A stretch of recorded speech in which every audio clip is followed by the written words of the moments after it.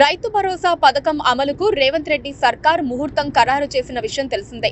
సంక్రాంతి కానుకగా రైతు భరోసా పథకాన్ని అమలు చేసి అన్నదాతల అకౌంట్లలో డబ్బులు వేస్తామని ప్రభుత్వం ఇప్పటికే ప్రకటించింది. ఈ మేరకు సీఎం రేవంత్ రెడ్డి సహా మంత్రులు పలు వేదికలపై కీలక ప్రకటనలు చేశారు. అయితే పథకం అమలు కోసం ప్రభుత్వం ఇప్పటికే క్షేత్రస్థాయిలో కసరత్తు చేసింది. అయితే రైతు భరోసా అమలుకు సంబంధించి డిసెంబర్ 28న సచివాలయంలో వ్యవసాయ శాఖ మంత్రి తుమ్మల నాగేశ్వరరావు కీలక సమీక్ష నిర్వహించారు. సంక్రాంతి పండుగ నుంచి రైతు భరోసా పథకాన్ని ప్రారంభించేందుకు అవసరమైన చర్యలపై సంబంధిత అధికారులతో మంత్రి చర్చించారు. ఈ సందర్భంగా మంత్రి తుమ్మల కీలక వ్యాఖ్యలు చేశారు. సాగు చేసే భూమికే పెట్టుబడి సాయం అందించడం తమ ఉద్దేశమని వ్యవసాయ శాఖ మంత్రి తుమ్మల నాగేశ్వరరావు తెలిపారు.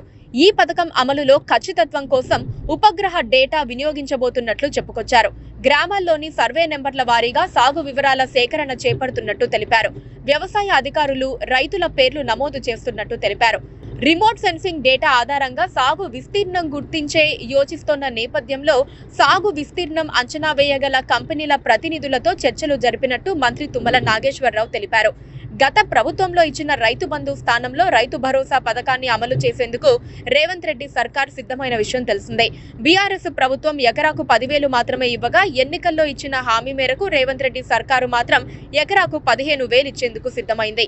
ఈ సందర్భంగా మాట్లాడిన మంత్రి తుమ్మల నాగేశ్వరరావు ఈ పథకం ఉద్దేశం లక్ష్యాలను వివరించడమే కాకుండా సంక్రాంతి పండుగ నుంచి ఈ పథకం కింద రైతు ఖాతాల్లో డబ్బులు జమ చేయనున్నట్టు ప్రకటించారు కూడా.